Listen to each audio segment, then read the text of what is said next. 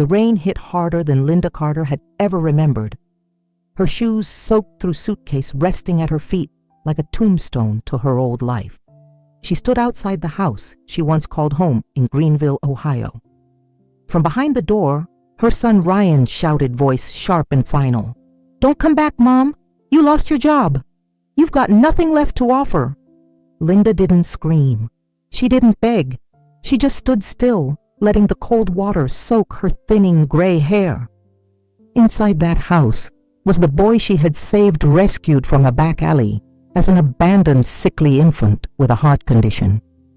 She had raised him with nothing but grit, sleepless nights, and prayers, whispered into pillows stained with tears. And now, at 58, discarded like last week's junk mail because she lost her job as a high-end housekeeper in Los Angeles. But Ryan didn't know one thing, something that would soon change everything. Linda Carter had just inherited $8 million from her late employer, Eleanor Whitmore. And tonight, she wasn't going to cry. She was going to rise. The streetlight above flickered as Linda Carter stood still, her silhouette soaked under the cold spring rain of Greenville, Ohio. Her old floral suitcase, frayed at the edges, stuffed with half a life, sat at her feet like a coffin of dignity. Behind her the door slammed shut, loud, final, like a judge's gavel. She didn't knock again. Not this time. "Mom, you lost your job. You have nothing left to offer." Ryan's voice echoed inside her like a bullet ricocheting off old scars. He didn't even come out to look her in the eye. That was what cut the deepest. Not the rejection, but the cowardice. The silence after cruelty. The way the boy she'd raised from nothing from a goddamn alley could throw her out like expired milk. Linda blinked rain from her lashes and lifted her chin. She didn't have a plan yet, but something inside her had cracked, and it wasn't sadness. It wasn't fear. It was resolve. She turned and walked the wheels of her suitcase, groaning against the wet pavement. With each step, flashes of their life together came back like shards of broken glass in the dark. It was the coldest night Greenville had seen in over a decade. The wind howled through the alleyways, slicing through coats and bone alike. Most people had long since taken shelter, heaters, humming soup, simmering homes wrapped in warmth. But Linda was still out. She had just finished a night shift at the diner, her feet sore and fingers raw from scrubbing burnt grease off counters. She took a shortcut home, an alley behind Main Street she usually avoided. But that night something made her turn. A sound, faint, fragile, like a kitten, no softer than that.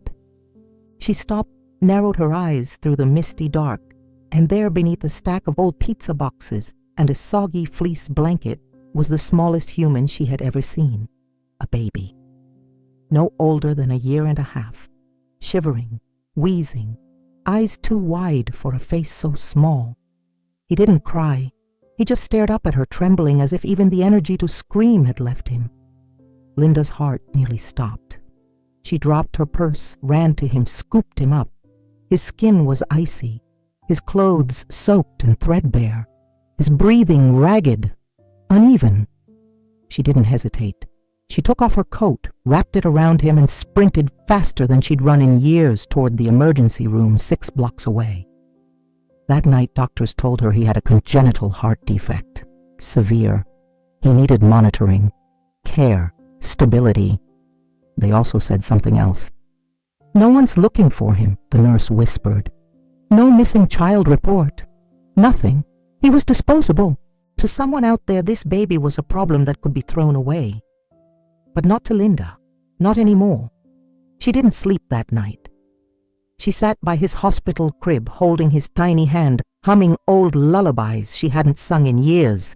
The next morning, when social services arrived to take him into the system, Linda didn't flinch. She looked them in the eye and said, "I'll take him." It took months of paperwork evaluations, background checks. She jumped through hoops, went to parenting classes after work, gave up her weekends, and learned to pronounce medical terms she couldn't even spell. She worked harder than she ever had in her life, But none of it felt hard, not when it was for him. When the final adoption paper came, it simply read, child's name Ryan, legal guardian Linda Carter, status adopted, permanent. She held him close that night and whispered, "You're safe now, baby. You're mine." And from that day forward, she was no longer just Linda. She was mom to a boy who never had one until her. When Ryan was just a frail, silent toddler with hollow eyes and a heart that skipped too many beats, Linda was already living in overdrive. There were no breaks, no weekends, no sleep-ins, just survival and love. She'd wake up at 4:30 a.m. every morning in their tiny one-bedroom apartment over a pawn shop that reeked of mildew and old smoke. Before the sun even broke through the blinds, Linda was lacing up her shoes and heading to her first job, waitressing at Hal's Diner. A greasy spoon kind of place where the regulars didn't tip and the cook chain-smoked while flipping pancakes. Linda worked double shifts with a permanent smile. She memorized every customer's coffee order and always offered extra syrup to kids. But behind that smile, her feet throbbed in shoes 2 sizes too small, and her lower back screamed from hours on end standing upright. Still, she stayed, because Ryan needed his medicine, and that medicine didn't care if she was tired. After Hal's, she'd rush home, pick up Ryan from daycare, always running 5 minutes late, but never once complaining. She'd cook dinner, give him his heart meds, read him Where the Wild Things Are at least 3 times, and tuck him in with lullabies sung off-key but full of soul. When he was asleep, she'd head to her second job cleaning offices at a corporate building downtown. She scrubbed toilets, vacuumed endless floors, took out trash bags twice her size. Most nights the security guard would offer her a cup of vending machine cocoa out of pity. She never accepted. She wasn't doing this for sympathy. Around 1 a.m. she returned home, but she didn't sleep. Instead, she sat down at the wobbly kitchen table and unpacked her third job sewing handmade jewelry and gift cards by hand. She sold them online through a small Etsy shop, Linda's Little Hope. The name wasn't random. Every stitch, every bead, every brush stroke was for Ryan. To cover the co-pays, to chip away at the mountain of debt, to make sure his heart would keep beating. There were nights she fell asleep with a needle still in her hand. Nights she cried quietly so Ryan wouldn't hear. Nights she bled through her socks from standing too long or skipped dinner so Ryan could have a second helping. She didn't tell him about any of it. He just knew that when he woke up there was breakfast, clean clothes, and a warm hug waiting. Linda gave up friendships, romantic chances, vacations, even her own birthday celebrations. She didn't own a decent winter coat for years because every spare dollar went into Ryan's prescriptions, doctor visits, or hospital parking. But not once, not a single time did she think it was a burden. Because when she watched him sleep, his tiny chest rising and falling in rhythm with the beat she fought so hard to protect, Linda knew this was love. Real love. The kind you don't broadcast. The kind you prove. Linda met Daniel Carter at the laundromat. He offered her a quarter when her last one jammed in the detergent slot. And somehow that led to a conversation, then coffee, and then quiet Sunday dinners. He was kind, soft-spoken, with the rugged hands of a man who fixed cars for a living, and the calm presence of someone who didn't flinch when life got messy. At first, Linda thought, maybe this is it. Maybe this is her second chance, someone to walk beside her in the dark. Daniel knew about Ryan from the beginning. Linda never lied. He's not mine by blood, she told him, but he's mine by choice. That's stronger if you ask me. Daniel nodded. He didn't ask questions. Didn't seem to mind the oxygen tank in the living room or the medical books stacked beside the sofa. But as weeks turned into months, His patience thinned. He coughs all night, Daniel muttered one morning, bleary-eyed. Can't he take something for that? Linda bit her tongue. The cough was a side effect of the meds. She'd told him that, twice. Then came the deeper cuts. Are you sure you're not doing too much for a kid that isn't even yours? He asked one night while folding laundry. Linda froze. The room went still. He is mine, she said. Quiet, cold, final. Daniel raised his hands. I didn't mean it like that. I just mean, you don't owe him your whole life. But she did. She owed Ryan everything. Because when she found him in that alley discarded like a piece of trash, she made a promise to love him like no one ever had. And she'd never broken a promise in her life. The final blow came 2 years later. Ryan was 6. Linda had scraped together every dime from 3 jobs to throw him a small birthday party. It wasn't much, just cupcakes, balloons from the dollar store, and 2 little boys from his kindergarten class who showed up with hand-me-down gifts. Linda decorated the living room with paper stars and made a banner that said, Our miracle turned 6. Daniel didn't come home until 9. He stumbled in smelling like whiskey and motor oil. Linda stood in the kitchen, arms crossed, waiting. Where were you? She asked. He waved her off. Don't start. You missed his birthday. Daniel scoffed. He won't remember. Linda stared at him, stunned. What did you just say? He's not even your real kid, Linda. Why are you breaking your back for a heart patient you found in a dumpster? The slap was instinct. It wasn't loud, it wasn't dramatic, but it landed clean. Daniel touched his cheek. You hit me. No, Linda said. I woke up. She didn't cry. She didn't scream. She walked to the hallway closet, pulled out the same suitcase she'd used when she adopted Ryan, and started packing his things. You can go now, she said. Calm, sharp, a tone she never used before. And you don't have to come back. Daniel blinked. Are you serious? Linda looked him in the eyes, voice steady as stone. Dead serious. He left that night, and Linda. She didn't fall apart. She just sat beside Ryan, still wearing his birthday hat, and held his tiny hand. I promise you, she whispered, we're enough. Just the 2 of us. Linda raised Ryan the only way she knew how, with grit, grace, and a kind of love that burned quietly but endlessly. When he was in high school, her days started at dawn and ended long past midnight. She waited tables during the day, cleaned offices at night, and filled online orders for handcrafted greeting cards in between. She never let Ryan see the exhaustion in her eyes, never let on that she often skipped dinner so he could have a second helping. Ryan was smart, brilliant even. He had a mind for physics, a fascination with the stars. Linda still remembered him at 12, lying on the grass with a library book about space, whispering, I want to build things that fly, Mom. So she pushed, worked harder, prayed louder. When Ryan was accepted to Purdue University with a partial scholarship, Linda cheered louder than anyone. That night, while he was out celebrating with friends, she sold her last heirloom, the porcelain tea set her own mother had once protected through 2 house fires to cover the deposit on his house in. She never told him.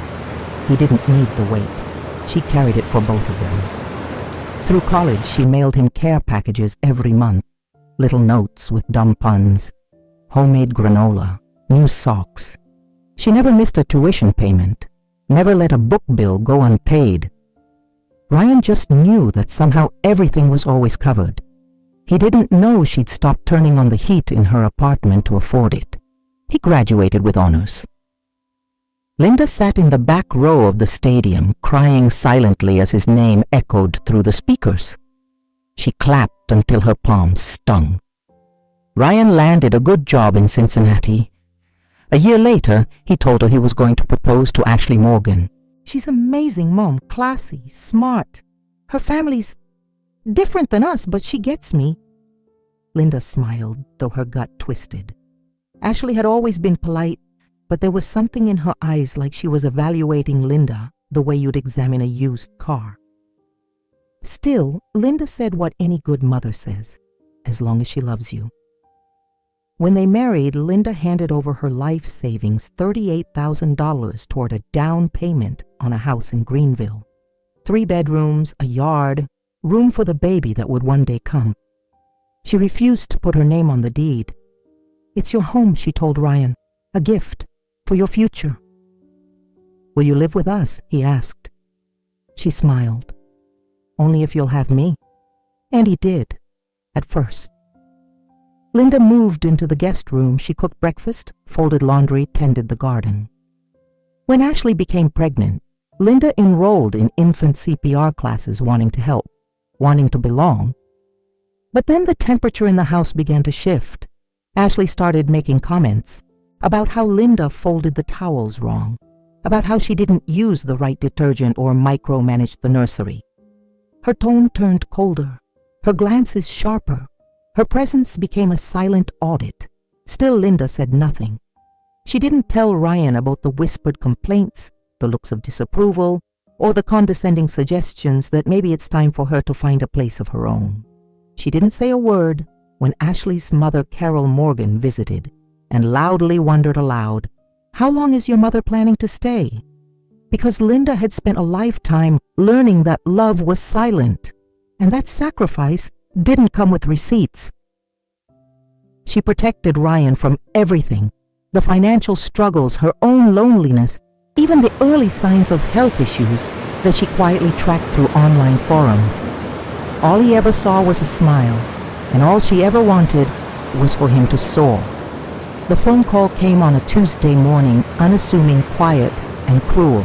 Linda had just finished folding Mrs. Whitmore's lace linens, humming softly to herself as she moved through the sprawling Beverly Hills mansion. For nearly a decade, she had worked as Eleanor Whitmore's housekeeper, personal assistant, and eventually her confidant. The old woman had no children, no visitors, and little patience for pretense, but she liked Linda, trusted her. That morning, Linda picked up the call on the landline in the study. It was from Eleanor's attorney.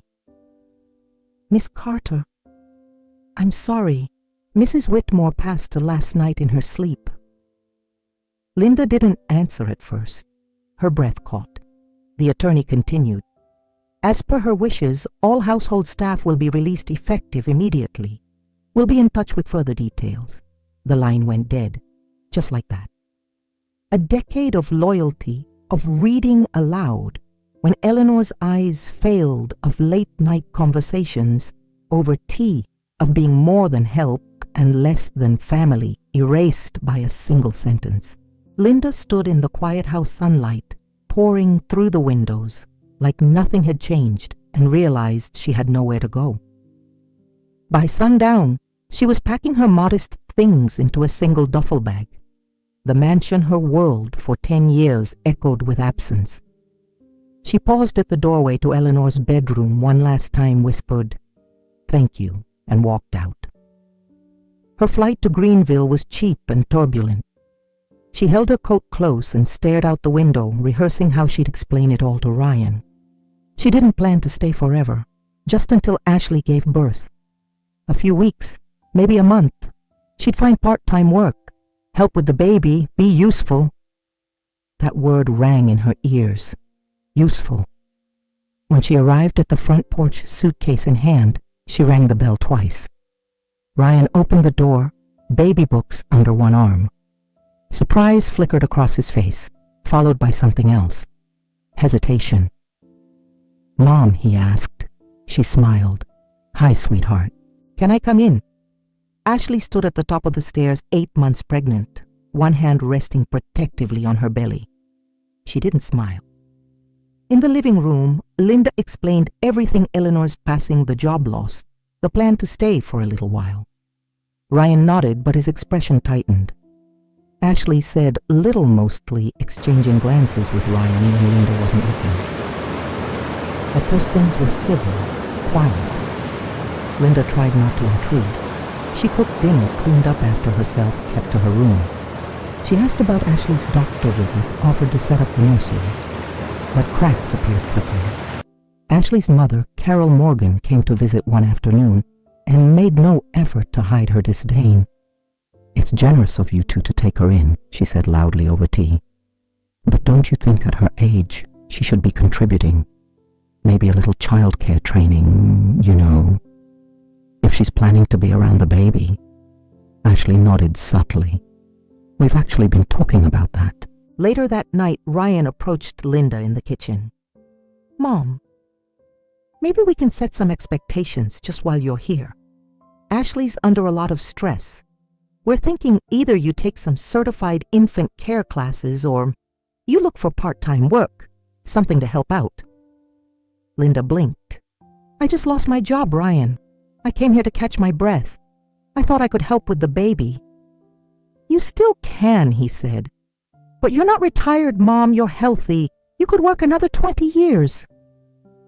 The words hit harder than a slap. Another 20 years. Was that what she was to him now? Labor on call.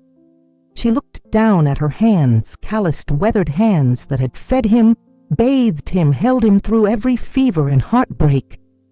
Still she said nothing. The scent of burnt toast drifted under the crack of the guest room door. Linda stirred, still wrapped in the same flannel robe she'd had for years, the one Ryan gave her back in college before Ashley, before the tension, before she became an issue. Morning light filtered through the thin curtains, soft and gray.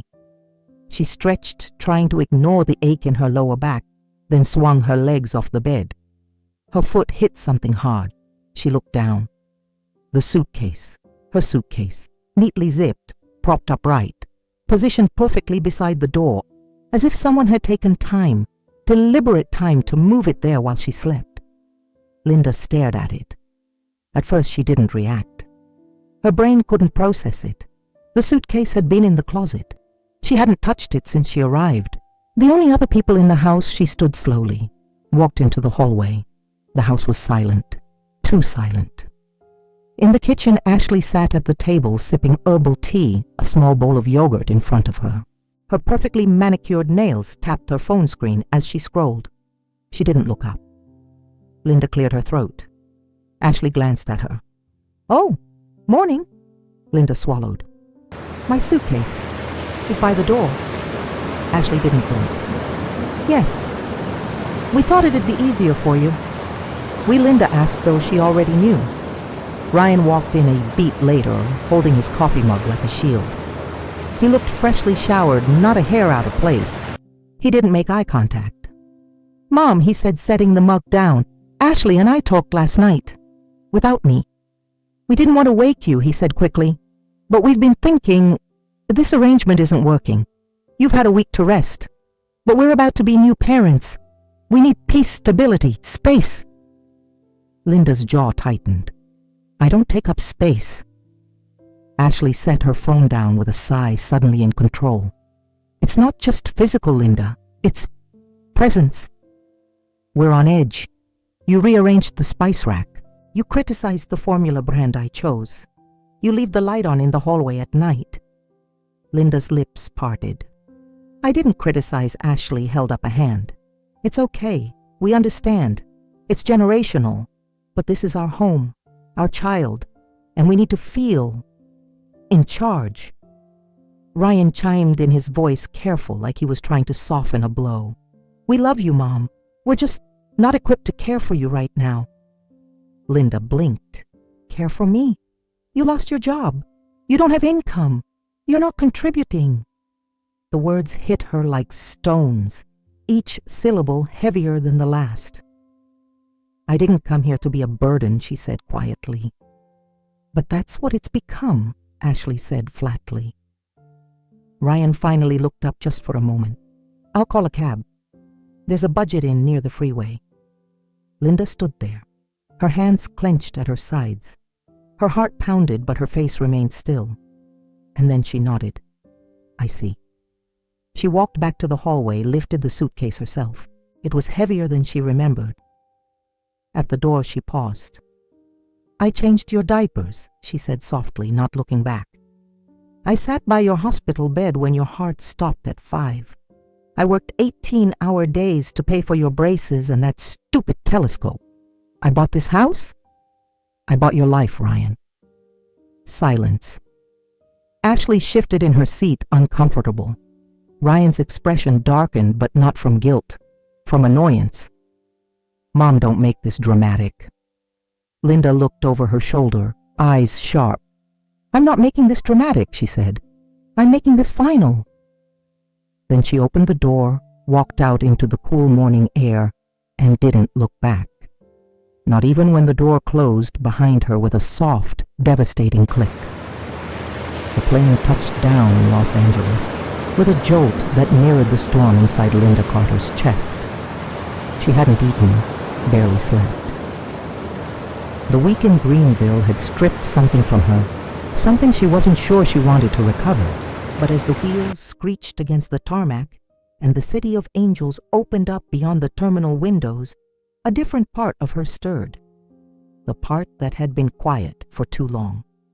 The part that remembered who she was before she became just Mom. She stepped into the Halcyon Hotel like a woman reborn, clothes still plain hair still graying, but something in her posture had shifted. Confidence, no. Something deeper. Resolve. The lobby sparkled with polished marble floors and a grand chandelier shaped like an inverted lily. The concierge looked up, visibly confused, as Linda approached the front desk. Reservation under Carter, she said firmly. Linda Carter. Her voice didn't tremble. The concierge tapped at the keyboard, nodded, handed her the room card with a professional smile that didn't quite reach his eyes. She could feel it, the silent judgment. Plain woman, cheap luggage, doesn't belong. But Linda didn't care. Not anymore. In her room, she slipped off her shoes, sat on the edge of the bed, and finally opened her email. One unread message from Whitmore and Associates, subject line. Final transfer confirmation. Eleanor Whitmore Estate. Her fingers hovered above the screen for a moment, then tapped. There it was, black and white, stark and real. Total transfer 8-2 Teasons 3 for 47.5. Linda stared at the numbers unmoving, not a single tear. Just the slow realization that after 58 years of giving, scraping, surviving, she had won. Quietly, unseen, undeniably. The next morning she dressed in the only blazer she owned and took a car to Silver Pines Estate, a gated luxury neighborhood nestled in the hills. Eleanor had spoken about the place, often called it the only real community left in LA. Linda had never dreamed of stepping foot inside. Today she was going to buy not one, but 2 properties. The real estate office was chic and buzzing. She stepped inside and immediately caught the disapproving glance of the receptionist, young Glossy, and barely masking her disdain. "Can I help you?" she asked already, half turning back to her computer. "Yes," Linda said, setting her bag on the desk. "I'd like to purchase 2 properties, all cash. I believe you have a showing at lot 14 and 16. The receptionist blinked. "Ma'am, those homes are each over $4 million. And the voice behind them cut in sharp smug. A woman in a fitted navy pantsuit stepped forward, eyes scanning Linda like she was inventory at a garage sale. "We don't usually do walk-ins for Silver Pines. Do you have a financial advisor?" "No," Linda replied, "but I do have a bank." The woman smiled like she was speaking to a child. "I'm Brittany Morgan, lead agent. These properties aren't just listings, they're legacies. We typically only show to high-profile, pre-approved buyers." Linda said nothing, just reached into her purse, pulled out her phone, and tapped the banking app, turned the screen around. $8 million. Clear. Immediate. Undeniable. Brittany's expression cracked. Just for a second. Then came the backpedal. Of course, apologies for the confusion. Let me just grab the keys." Linda followed her through the glossy hallway, her steps quiet but sure. As they reached the door, Brittany, still trying to recover some ground, gave a tight smile. "Honestly, when I saw you, I thought you were someone's assistant." Maybe a housekeeper or a decorator. Linda stopped walking, turned, looked Brittany square in the eye. Funny, I used to be. Brittany blinked. Linda held the stare a moment longer, then opened the front door herself. The house was beautiful. Modern open concept with glass walls that made the sunlight dance across the hardwood floors. Linda didn't need a tour. She didn't ask about square footage or property tax. She knew what she wanted. "I'll take this one," she said, "and lot 16 as well. But I want the paperwork today." Brittany nodded, stunned. "Of course." Linda walked to the center of the living room, turned, slowly soaking in the view, not just of the city, but of her own victory. This wasn't about luxury. It wasn't about revenge. It was about reclaiming something that had been stolen from her dignity. Back at the office, paperwork was rushed. Agents scurried. Coffee was suddenly offered. No one questioned her again. She signed each document carefully, initials tight controlled. When it was done, Brittany handed over the keys, trying for one last smile. "Congratulations. You're going to love it here." Linda took the keys. "Oh, I'm not staying." Brittany's smile faltered. "You're not, I'm just celebrating," Linda said. A betrayal and a rebirth. Then she walked out, head held high, leaving behind nothing but silence and a reputation already beginning to whisper through the halls. The Silver Pines Spring Gala was not a party, it was a spectacle. A glittering affair where wealth wasn't just worn, it was performed. Caviar pyramids, champagne fountains, conversations laced with legacy and passive aggression. It was the kind of event that didn't just exclude people, it pretended they didn't exist. And tonight, Linda Carter existed loudly. She stepped out of her black town car, dressed in midnight blue silk, her silver hair pulled back into a soft twist. Her heels were modest but polished, and her earrings caught just enough light to whisper power, not scream it. The invitation had arrived the day after her property purchase was finalized, and she accepted it, not because she wanted attention, but because she'd had enough of being invisible. The event was held on the central lawn of Silver Pines Estate, ringed with magnolias and fairy lights. Waiters in white gloves drifted through the crowd like ghosts. Conversations hushed slightly as Linda walked by her presence, unfamiliar and unsettling. Who was she? No one could place her. And in a place like Silver Pines, being unidentifiable was the greatest sin of all. And then came the voice. "Oh, look who made it! Brittany Morgan! Still perfectly styled, still clutching a glass of imported rosé like a trophy." She stood with a trio of homeowners, longtime residents who measured worth in old money and last names. "I see you got my hand-me-downs. After all," Brittany purred, tilting her head. "Both properties right must be nice. Living on someone else's commission." Linda turned, calm and unbothered. "Nice. It's divine." One of the older women chuckled. "You two know each other, oh, intimately," Brittany said sweetly. "She's one of my former clients. Came in one day, no appointment, just vibes. I thought she was someone's housekeeper." Can you believe that Linda smiled slow, deadly? "I can," she said. "In fact, you weren't entirely wrong." There was a beat of silence. "Excuse me?" Brittany's smile faltered.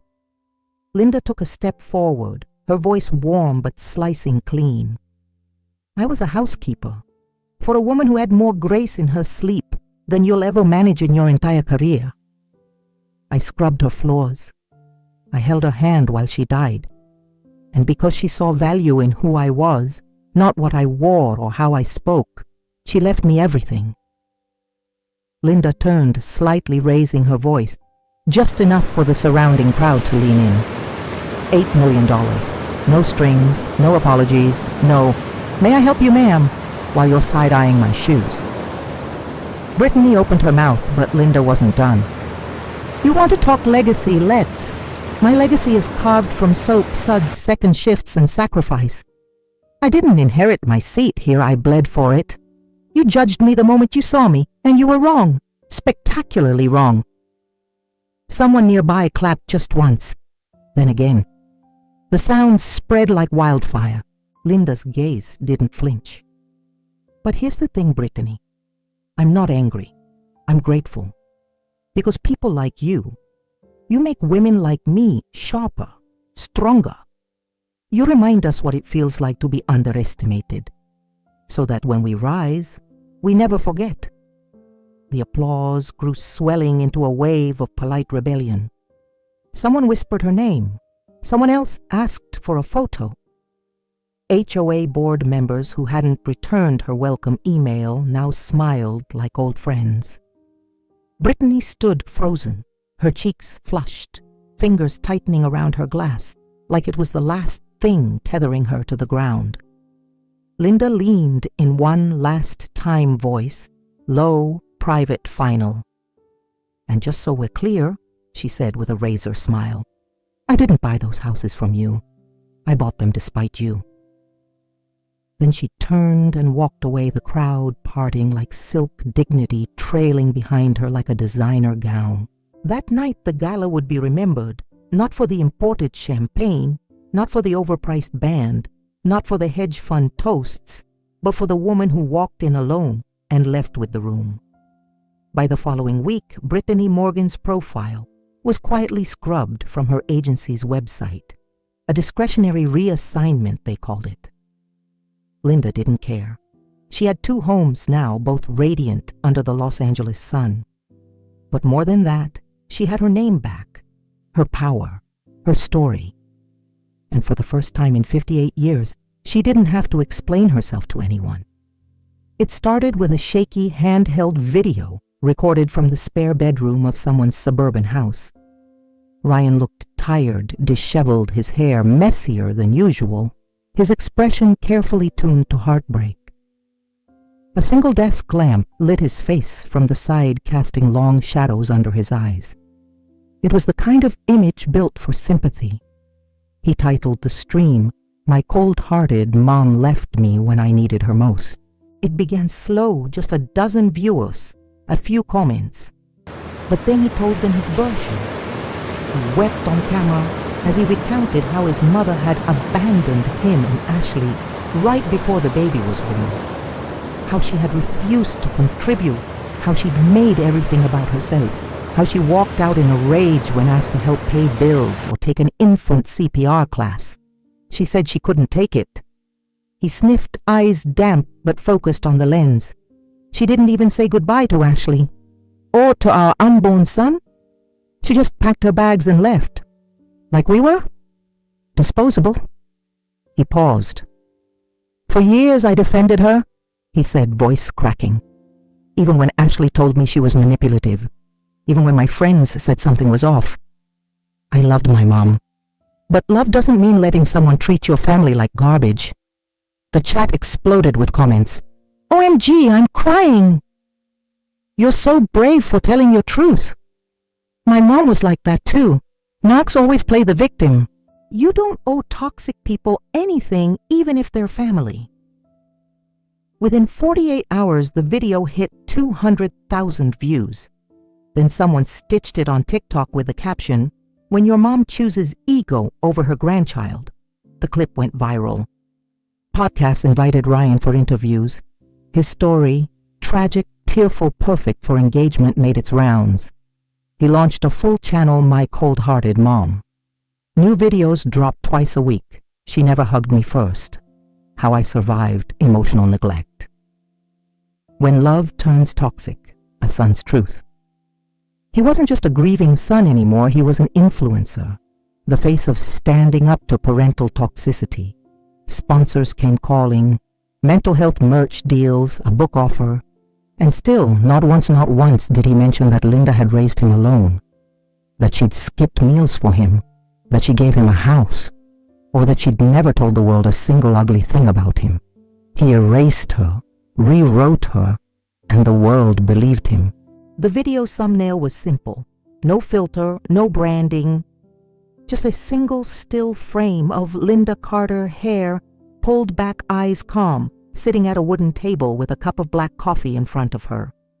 The title read, "So This is the Mom Ryan Hates." It dropped without warning.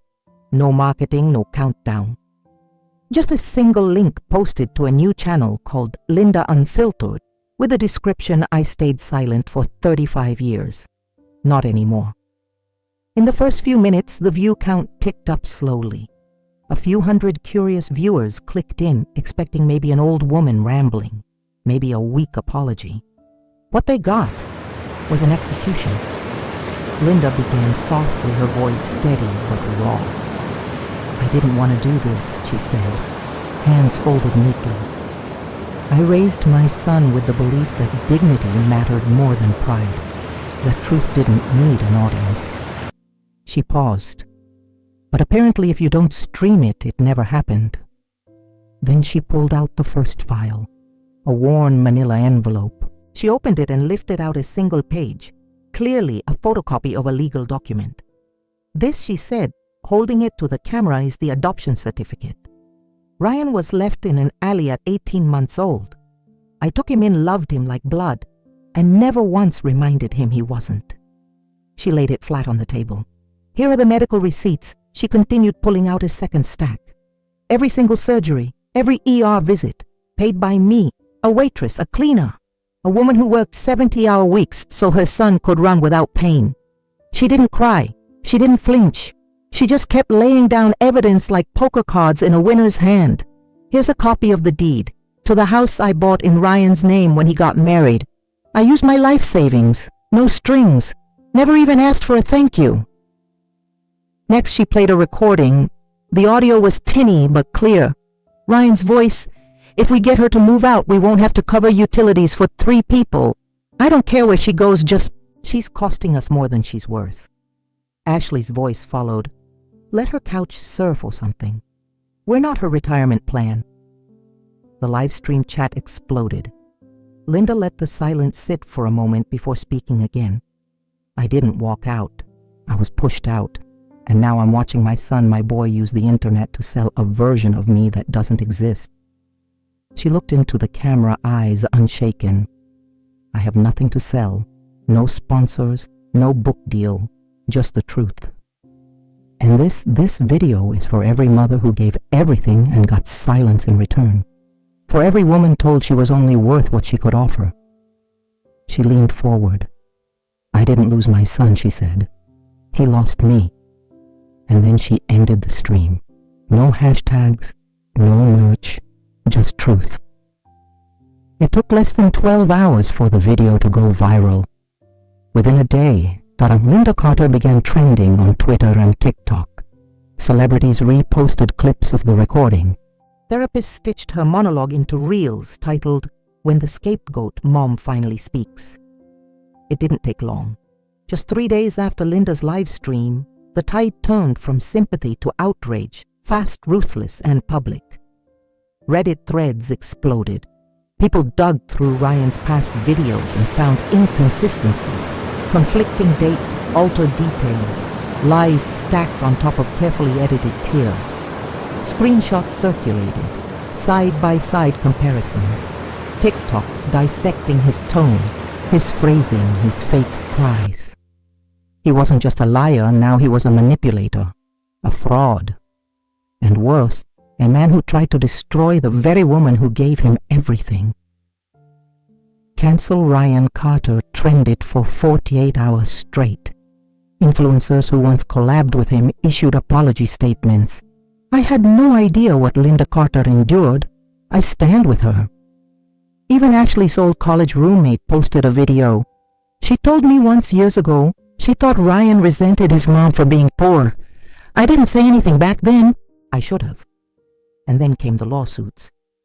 Linda hadn't planned to sue, not originally, but the lawyer who'd handled Eleanor's estate reached out. Pro bono. "You deserve this," he said simply. The case was airtight. Slander, defamation, fraudulent monetization of a false narrative. They had timestamps, medical bills, audio recordings, and most damning Ryan's own words in private DMs, laughing about milking the broken mother brand. It wasn't just civil court. YouTube stepped in. Terms of service violations. Ryan's channel was frozen, then permanently removed. All ad revenue withheld pending judgment. And when the court ruling came guilty, he owed damages, real ones, every dollar earned from the smear campaign gone. Linda didn't touch the money. She had no need for it. It went into a fund for abused elderly women, her only stipulation being that the fund be named the mothers who stayed. But Ryan, he was finished. His accounts were frozen, his face a cautionary tale. Job offers dried up. PR firms blacklisted him. The influencer agencies who once fawned over his emotional bravery now ghosted him entirely. At the courthouse, after the ruling, a reporter asked Linda how she felt. She smiled.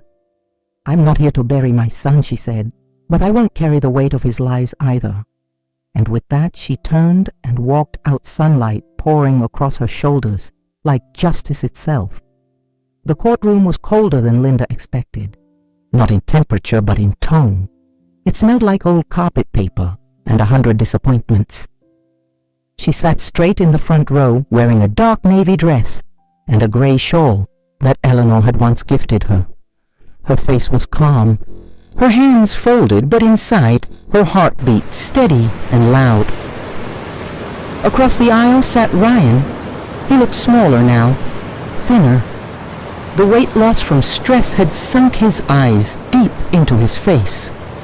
The tailored clothes were gone, replaced by a suit that didn't quite fit right. He wouldn't look at her, not once. The house in Greenville had become a point of contention after the lawsuit. Though Linda had given it to him and Ashley as a gift, the deed had never been formally transferred. On paper, she was still the legal owner. And now, after everything, after the betrayal, the lies, the public humiliation, she was suing to reclaim it. Not out of spite, out of principle. Because when you buy someone a home, raise them under its roof, and they throw you to the curb like garbage, you don't let them keep the keys to that betrayal. Her attorney stood, presenting documents with precision. "Your Honor, Exhibit C is the original deed, signed and filed by Miss Carter. There is no bill of sale, no mortgage, no transfer of ownership. This house was not gifted legally. It was granted access based on trust." Ryan's lawyer tried to counter. He argued emotional obligation, implied transfer. Surely, he said, no mother would take back the home she gave her son. Linda stood. "Objection," she said calmly. The judge raised a brow. "Ma'am, I'd like to speak." Her attorney nodded. Permission granted. Linda walked slowly to the stand. Every step was silent, every eye locked on her. She placed her palm on the Bible, swore in, and sat down. And then she told her story. Not the live stream version, not the press-friendly version, but the version shaped by memories soaked in bleach-cold bus stops and nights when she prayed over hospital monitors louder than she prayed to God. She told the court how she worked herself to the edge of collapse to raise Ryan, how she sacrificed love, sleep, and food to make sure he never missed a field trip, a science fair, a warm bed. How she bought him that house after saving for 25 years, after watching him say, "I love you, Mom," at the altar, only to become a stranger the moment she wasn't convenient. She told them about the suitcase, about the doorstep, about the silence. "I'm not here to ruin my son's life," she finished, voice firm, but full of ache. "But I'm here to reclaim my own." The judge didn't speak for several seconds. He looked down at the files, then at Ryan, then back at Linda. And he said 5 words that shook the room. "The house belongs to Miss Carter." There was no applause, no gasps, just the sound of Ryan exhaling in defeat. And Linda. She didn't smile. She just closed her eyes, like someone finally putting down a weight they'd carried far too long. The silence in the Morgan Carter household wasn't just cold, it was radioactive. After the court stripped Ryan of the house, he and Ashley had no choice but to move into her mother's guest suite. Carol Morgan was many things, but discreet wasn't one of them. By the end of week 1, Ryan was already snapping at everyone. By week 2, Ashley stopped speaking to him altogether. One evening, she sat across from him at Carol's overly polished dining table, arms crossed, face unreadable. "I watched the live stream," she said flatly. Ryan didn't look up. He was hunched over his laptop, scrolling through angry DMs and seeing his subscriber count drop like freefall. "Good for you," he muttered. Ashley's jaw tightened. "She raised you. She gave you everything. And you sold her pain for views." Ryan slammed the laptop shut. "Oh, don't act like you're above it. You were right there with me when we talked about getting her out to save money. I was pregnant, scared, and married to a man who couldn't say no to a sponsorship deal from a weighted blanket company," Ashley snapped. "I didn't know you'd turn into a full-time liar." Ryan scoffed. "Oh, please. You loved the money, loved the attention. You wore that podcast mic like it was designer jewelry." Ashley stood, voice rising. "I defended you, even when my friends said you were exploiting trauma. Even when my mother said you were toxic, I was the one who begged her to give you another chance. And what did you do? You blew it, for clout." He stood too furious now. "I was trying to build something. My whole life she made me feel like I owed her every breath." "Well, guess what? I don't." "No," Ashley said, stepping back. "You don't owe her. You owe everyone now because you lied to millions of people and burned the one bridge you had left." A beat of silence passed. Then she added softly but firmly, "I filed for divorce this morning." Ryan froze. The word hit him like a physical punch. "You what? I want full custody. You don't have a stable home or income or a reputation. You're not safe. For me. For our child." He stared at her, mouth open, then closed, then open again. "You can't, Ashley, you can't do this." "I already did," she said, "and Carol's a witness." From the kitchen, her mother's voice rang out. "I've got it recorded." Ashley turned and walked out, slamming the door behind her. That night, Ryan slept on the couch. A week later, Carol asked him to leave. "We have an image to uphold," she said crisply, "and you're not part of it anymore." With nowhere to go, Ryan couch surfed between old friends until they too turned him away. The moment the lawsuit headlines resurfaced and the live stream resurfaced on TikTok again, someone had memed his crying face with, "When your mom has receipts, his network dried up." He pawned his wedding ring, then his laptop, then the microphone he'd used to tell his truth. Eventually, he landed at a shelter in Columbus, 50 miles from Greenville, where no one recognized his face or name. He stood in line for meals, filled out paperwork for a shared cot, slept with earbuds in to drown out the coughs and crying. The silence in the Morgan Carter household wasn't just cold, it was radioactive. After the court stripped Ryan of the house, he and Ashley had no choice but to move into her mother's guest suite. Carol Morgan was many things, but discreet wasn't one of them. By the end of week 1, Ryan was already snapping at everyone. By week 2, Ashley stopped speaking to him altogether. One evening, she sat across from him at Carol's overly polished dining table, arms crossed, face unreadable. "I watched the live stream," she said flatly. Ryan didn't look up. He was hunched over his laptop, scrolling through angry DMs and seeing his subscriber count drop like freefall. "Good for you," he muttered. Ashley's jaw tightened. "She raised you. She gave you everything. And you sold her pain for views." Ryan slammed the laptop shut. "Oh, don't act like you're above it. You were right there with me when we talked about getting her out to save money. I was pregnant, scared, and married to a man who couldn't say no to a sponsorship deal from a weighted blanket company," Ashley snapped. "I didn't know you'd turn into a full-time liar," Ryan scoffed. "Oh, please. You loved the money, loved the attention. You wore that podcast mic like it was designer jewelry." Ashley stood, voice rising. "I defended you, even when my friends said you were exploiting trauma. Even when my mother said you were toxic, I was the one who begged her to give you another chance. And what did you do? You blew it! For clout! He stood too furious now. I was trying to build something. My whole life she made me feel like I owed her every breath. Well, guess what? I don't. No, Ashley said, stepping back. You don't owe her. You owe everyone now because you lied to millions of people and burned the one bridge you had left. A beat of silence passed. Then she added softly but firmly, I filed for divorce this morning. Ryan froze. The word hit him like a physical punch. You what I want full custody.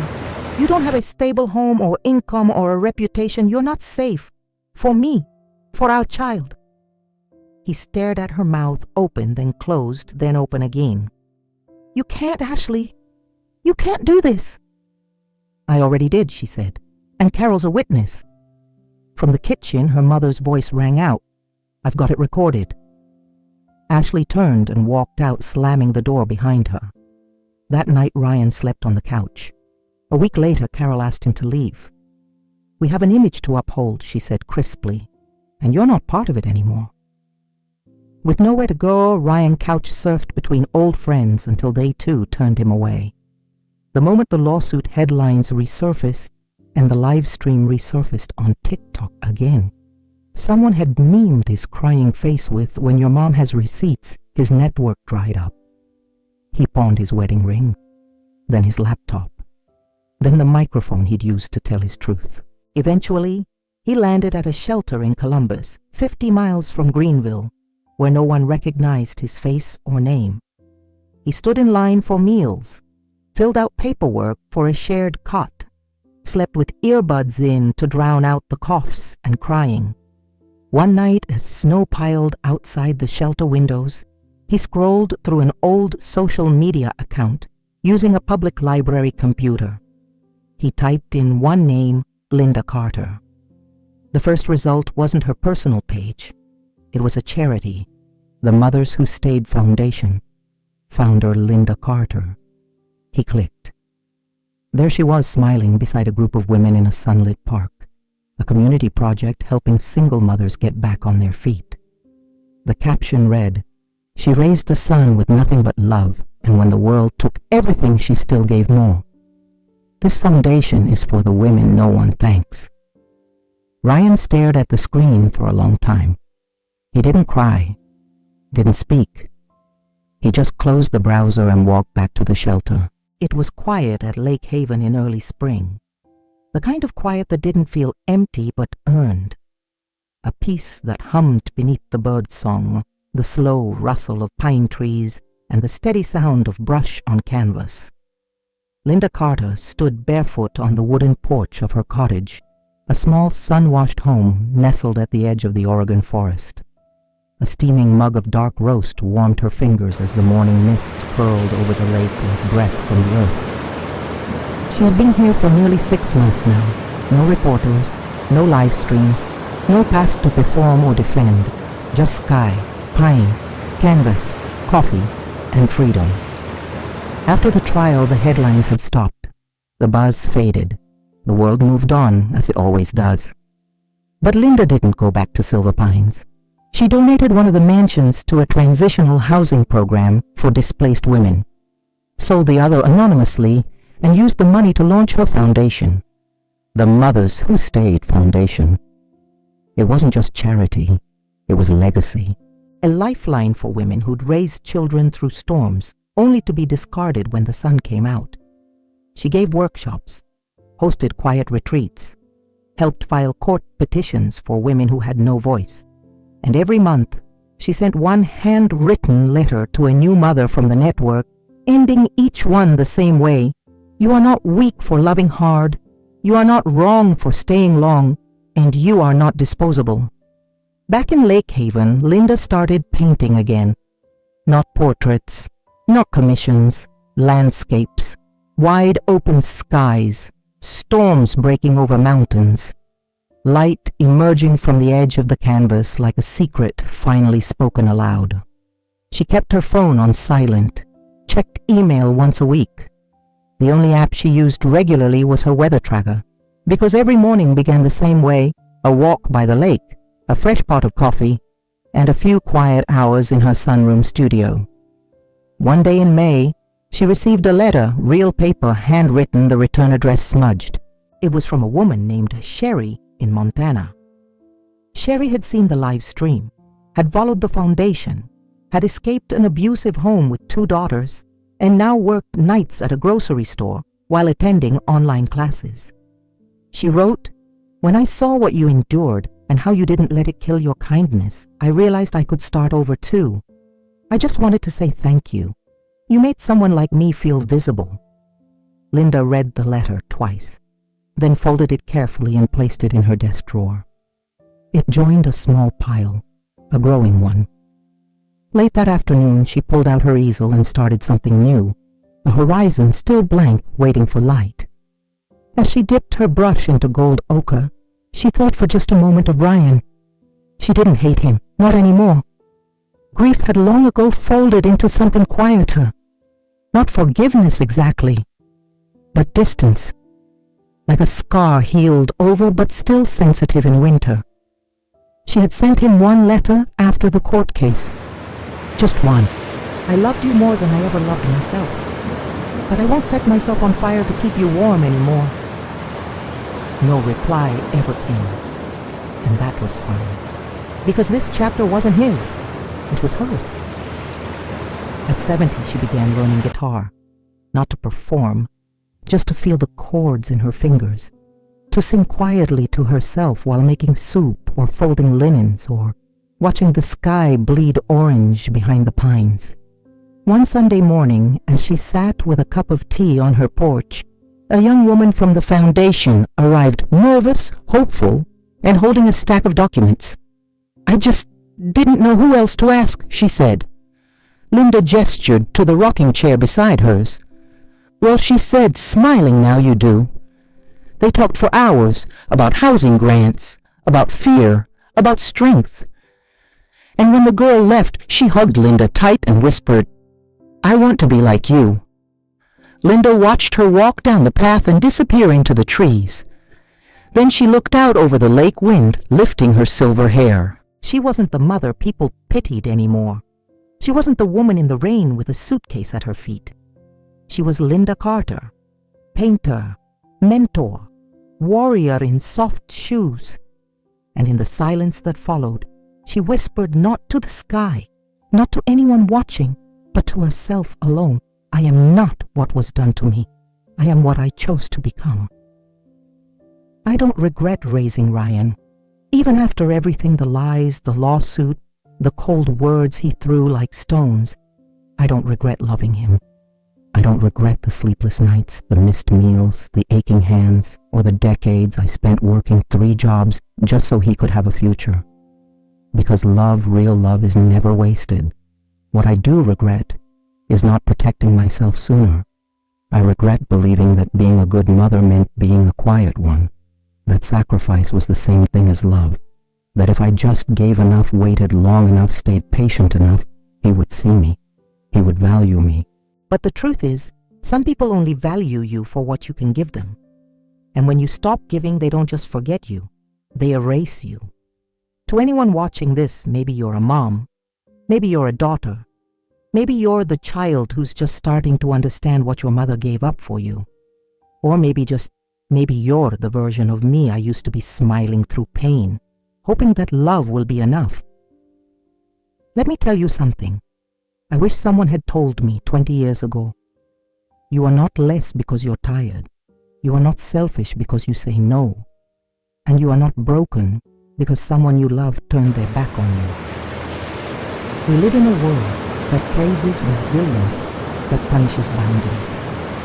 A world that tells women, especially mothers, that their worth is measured by how quietly they carry everyone else's burden.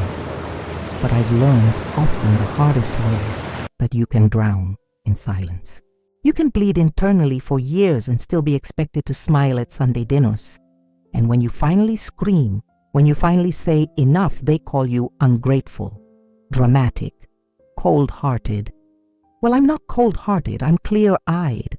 And for the first time in my life, I'm choosing to live for me, No more shrinking to fit into someone else's version of family. No more bending backward for people who only see your spine, never your soul. No more being the first to forgive and the last to be remembered. Because the truth is, forgiveness doesn't always require reconciliation. Sometimes it's closing the door and sealing it shut. Not out of anger, but to save the warmth for yourself. To the women watching this who have raised children alone, carried marriages that were dead weight, or stayed in homes where their presence was invisible, you are not a footnote in someone else's story. You are the main character in your own. You deserve peace. You deserve space to breathe, to create, to rest without guilt. You deserve mornings that begin with joy, not obligation. You deserve to be loved, not managed. And if someone tells you that you're too emotional, tell them that's because I've been holding in oceans. If someone says you're being unreasonable, ask them why your boundaries make them so uncomfortable. And if someone, especially your own flesh and blood, makes you feel like your love is only worth something when it's useful, walk away. You have that right. You always did. If this story spoke to you, I want you to take a moment. Share your thoughts in the comments. Tell your story, or tell your mother's. Tell the story of the woman who raised you, protected you, or inspired you to become who you are. Let's flood this space with real stories, the kind no one claps for, but everyone needs to hear. Like this video, if you believe love should never come with a price tag, share it with someone who needs to know they're not alone. And subscribe if you want to hear more stories that heal hurt and ultimately set you free. Because that's what we're doing here. Not just telling stories, we're reclaiming them. So to every woman who has ever been told she's too loud, too much, too demanding, too tired, too old, you're not. You're simply a woman who finally realized she's allowed to live for herself. And that, my friends, is not selfish. It's sacred.